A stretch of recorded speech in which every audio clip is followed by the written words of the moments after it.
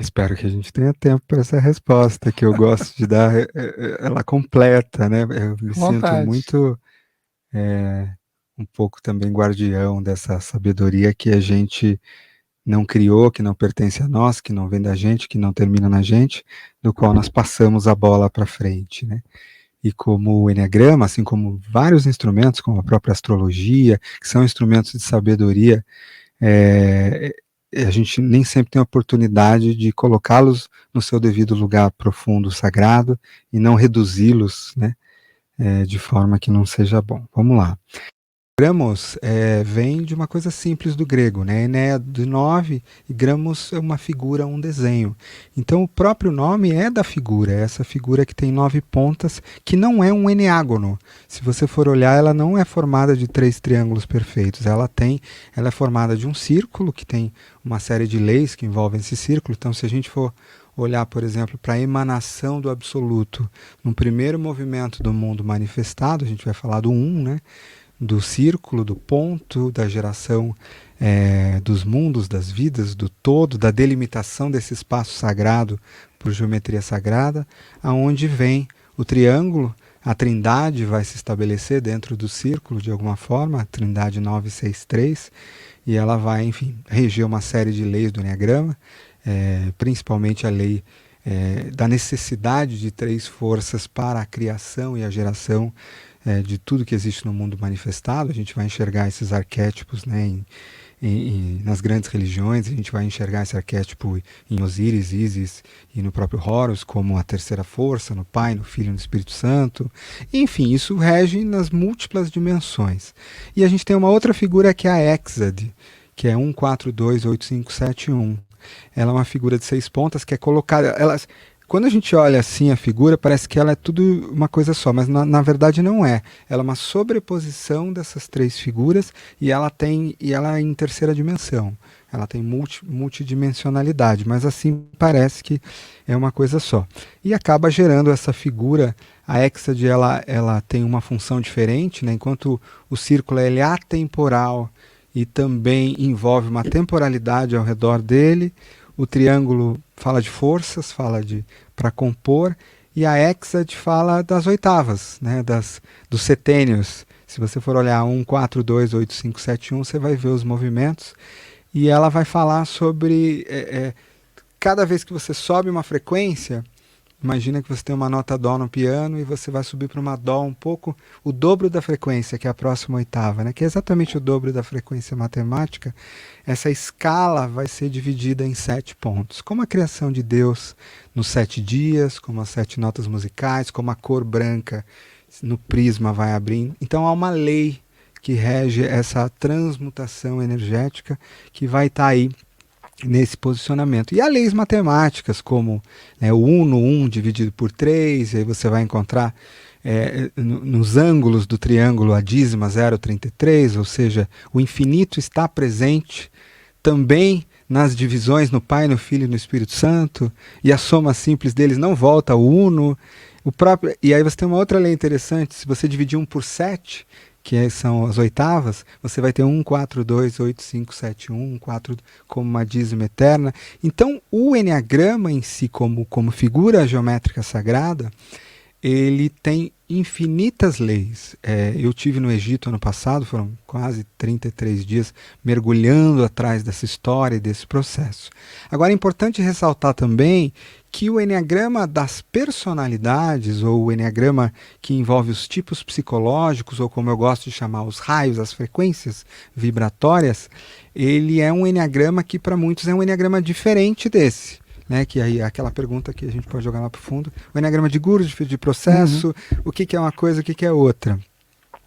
Então, mas que lá na frente, hoje, na nossa abordagem, essas coisas acabaram, né, juntando numa terceira força e estão todas posicionadas no mesmo lugar. Então há mais de um enneagrama, mas a palavra em si, enneagramos, vem desta figura geométrica com uma série de leis. Agora, se a gente for falar do enneagrama, que vai dar origem lá na frente, aqui no século XX, ao enneagrama das personalidades, onde de acordo com o meu modo de ver, né?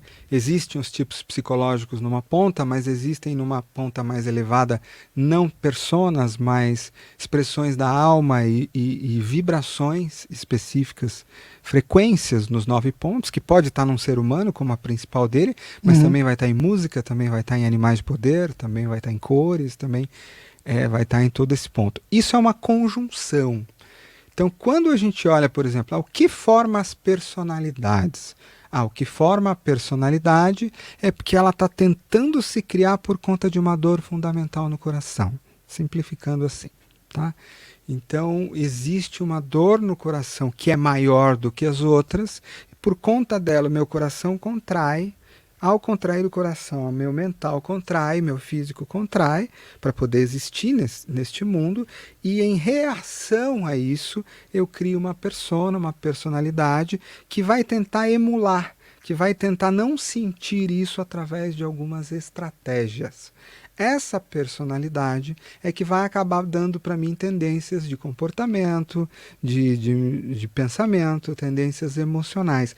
Mas, em geral, ela é só uma reação ao eu não sentir uma dor específica ou um caminho dentro da minha alma. E aí tem algumas figuras importantes nessa história. Eu acho que é importante lembrar, do ponto de vista de sistema, né, de Uhum. figura, essa figura tem leis arquetípicas muito antigas, né?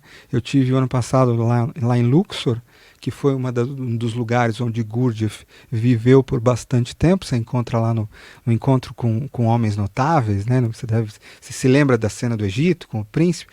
O Gurdjieff cuidou de camelo lá e levou a gente para ganhar um dinheirinho lá em Luxor e ficou muito tempo ali, por exemplo, no próprio templo de Karnak, e você entra lá e você enxerga essa lei do três, do triângulo, e tudo que está ali. Você enxerga a trindade, você enxerga o equilíbrio, você enxerga o ponto, a lei. Então o Gurdjieff passou muito tempo ali olhando para essas coisas que vêm de uma linhagem egípcia, que vêm de uma linhagem, como ele chamava, do Egito antes das areias, antes do dilúvio, e assim, enfim, essa coisa vai parar lá nas estrelas de muita forma. Agora, o que aconteceu, uma outra coisa importante foi, nos séculos 3 e nos primeiros séculos do mundo cristão, houve umas comunidades muito importantes chamadas dos Padres e Madres do Deserto. Eu tive o ano passado no lugar que foi a principal comunidade deles, no norte do Egito.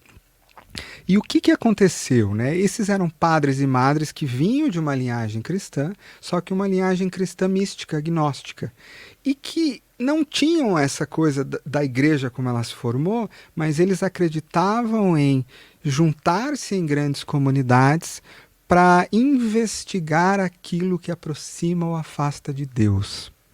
Então, quando você vai olhar para as comunidades dos padres do deserto, uma das coisas que eles fizeram, e um deles em especial, que a gente cita muito, que era o Evagria de Ponto, ele foi alguém que começou nessa coisa de, peraí, nós estamos aqui meditando no deserto, ou seja, no Egito, nessa comunidade, vivendo uma vida normal.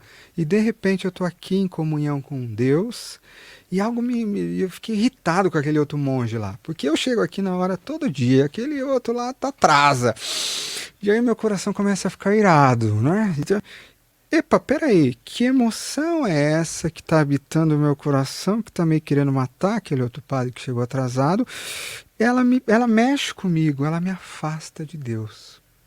Ela me afasta dessa unidade. Peraí, então quer dizer que há emoções que tomam o coração humano e o afastam de Deus? Sim. Nossa, então acho que é muito importante estudar essas emoções, descobrir quais elas são. Porque se são elas que nos afastam, e eles fazem um trabalho muito comum, assim. Peraí, eu tô aqui, de repente eu fiquei com sono, desmaiei. Peraí, que emoção é essa que está tomando o meu coração e que está me amornando e me tirando do foco? E eles mapearam então o que eles chamaram do grego de hamartia. Hamartia como sendo, ou as formas de logisma, que eram os nomes que eles davam, as formas em que o homem se afasta de Deus. E essas foram principalmente, começaram como 7, depois 8, depois se tornaram 9. Foi um trabalho meio em conjunto, onde o Evagria de Ponto teve E o que acontece é que essas 9 logisma, ou hamartia, se tornaram então as 9 paixões do Enneagrama. Porque lá, uns séculos depois, o Papa cristão ele vai trazer elas e vai chamá-las de pecados capitais. E aí, por decreto, né, 2 dos pecados foram retirados. Então, o medo, ou a ansiedade, ou a fraqueza do ponto 6. E eu brinco muitas vezes que eu falo, eu acho que era uma boa escolha política tirar o medo, já que eu tinha que controlar as pessoas pelo medo, diante, né, da era da escuridão.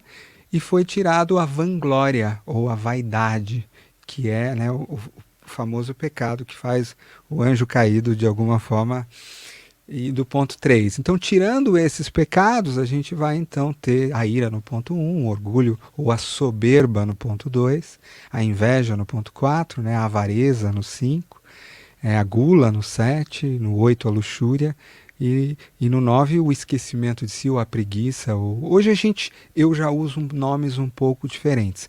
E o que é isso então? Pecados, você vai ser punido se isso acontecer. Não, não era isso na origem. Na origem, eles estavam mapeando apenas o que afastava o seu coração do coração de Deus.